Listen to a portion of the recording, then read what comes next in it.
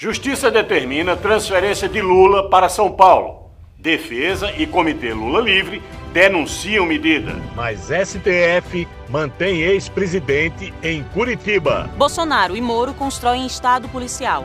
Acompanhe essas e outras notícias no Boletim Lula Livre.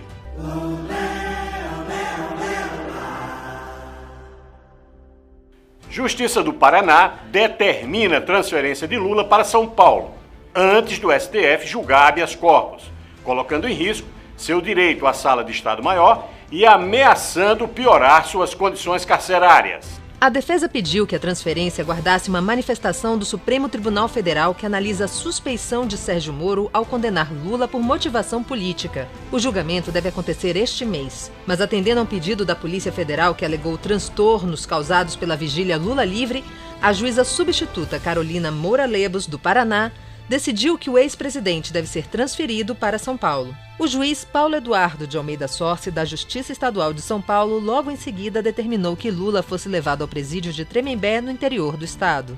Por trás da decisão de transferir Lula está o ministro Sérgio Moro.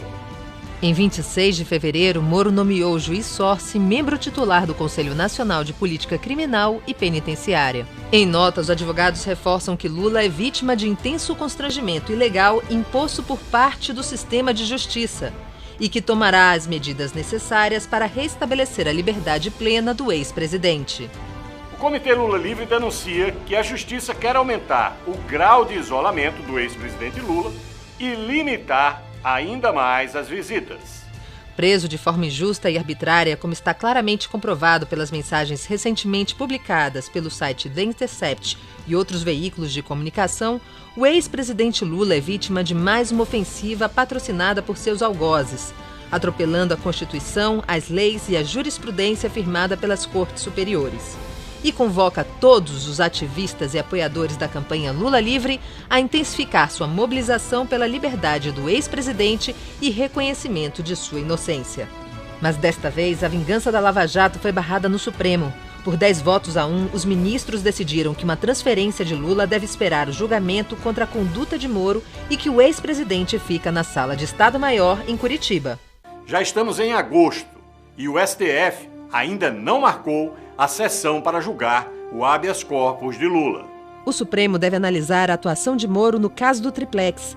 Com as provas reveladas pelo Intercept, a única decisão justa e legal é a anulação do processo contra Lula. Intimidar, perseguir, torturar, desaparecer, matar. Essas práticas usadas na ditadura militar têm a simpatia do presidente Bolsonaro, que junto com o ex-juiz Moro, constroem um estado policial no Brasil. Sou pau de arara. Funciona. Eu sou favorável à tortura, tu sabe disso. Como presidente, ele mostra que suas ideias não mudaram. Quem é essa OAB? Um dia, se o presidente da OAB quiser saber como é que o pai dele desapareceu no preso militar, eu conto para ele. Ele não vai querer ouvir a verdade.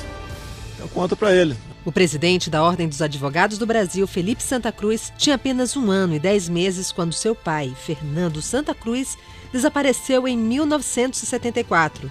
Sua mãe, Zita, ficou conhecida pelas cartas que mandou para inúmeros militares em que fazia uma pergunta central: onde está meu filho?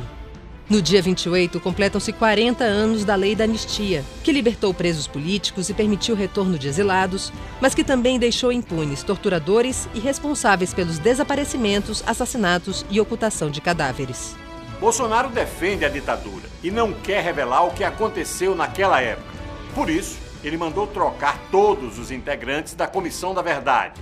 Esse é o país que Bolsonaro quer. Um Brasil com perseguição política e fake news. Uma prova disso é a demissão do presidente do INPE, depois que o Instituto revelou que o desmatamento da Amazônia está crescendo. Não é à toa, portanto, que Sérgio Moro virou ministro de Bolsonaro. Sérgio Moro condenou Lula sem provas para tirá-lo da eleição. Como ministro, Moro lançou um pacote anticrime que dá poderes à polícia de matar indiscriminadamente, alegando forte emoção. E agora, Moro tentou destruir provas do crime que cometeu junto com procuradores da Lava Jato. As grandes lutas da classe trabalhadora, lideradas, entre outros, por Lula no final dos anos 70, obrigaram a ditadura a sair de cena. Mas o passado está voltando pelas mãos de Bolsonaro e sua turma. A gente já sentiu na pele onde termina essa história. Prisões políticas e ditadura nunca mais. Lula livre, Preta livre, Marielle vive. Aqui está o povo sem medo de lutar. Aqui está. Mais de 200 mil pessoas já aderiram ao abaixo-assinado, que exige a anulação dos julgamentos do ex-presidente Lula. Na Conferência Nacional de Saúde em Brasília, foram preenchidas 28 páginas do abaixo-assinado e delegados e delegadas exigiram a liberdade de Lula. O abaixo-assinado passou também pelo calçadão do Meier, no Rio, em São Paulo, Ribeirão Preto, Taguatinga e Florianópolis. O público da parada LGBT de Formosa colaborou com 20 páginas de abaixo-assinado e o despertar no sábado em Campo Grande foi de luta.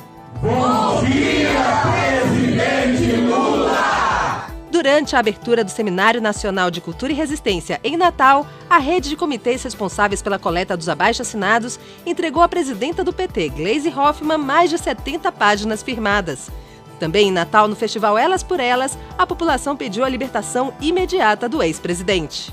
Em Recife, a turma do Pedal Lula Livre fez uma intervenção com bandeiras no monumento Tortura Nunca Mais. No município de Pesqueira foi realizado o Festival Lula Livre no domingo. A deputada federal Jandira Fegali também assinou o documento que será encaminhado ao STF. O apoio do ex-presidente ecoou ainda na Conferência Nacional dos Bancários em São Paulo. Lula livre!